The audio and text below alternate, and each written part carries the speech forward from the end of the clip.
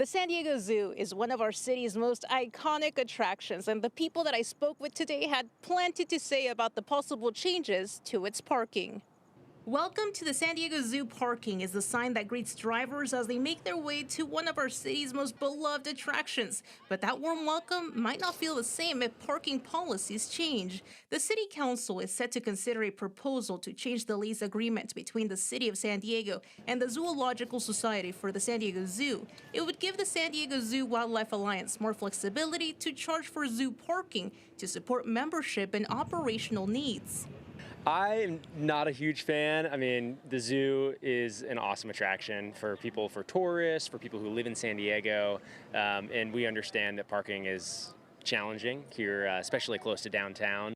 General parking at the San Diego Zoo Safari Park in North County already costs $20, and now the Alliance tells us they've been communicating with city officials to make changes to the zoo lease to allow them to charge varying rates, in line with plans to charge for parking at Balboa Park. The change at the zoo would allow them to reduce or remove parking fees for volunteers or staff, and discounts for City of San Diego residents members, seniors, and military members. In a statement, they say in part, should we need to implement paid parking as part of this change in Balboa Park, we are preemptively exploring a lease amendment with City Council that would allow us different options when offering parking at the zoo for San Diego Zoo Wildlife Alliance members, team members, and volunteers. Some say they understand the possible change. Parking at the zoo kind of makes sense if they wanted to charging for it, only because of the fact that you have a lot of events that go on around the park, and sometimes it makes it hard to park at the zoo because you have a lot of people that use the parking lot here to go to events inside the park.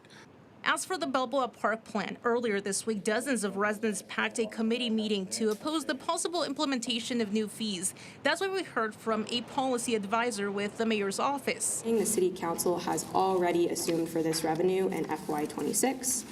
Per the city attorney guidance, however, all revenue collected must stay within the park as a park user fee and cannot be used for unrelated general fund purposes.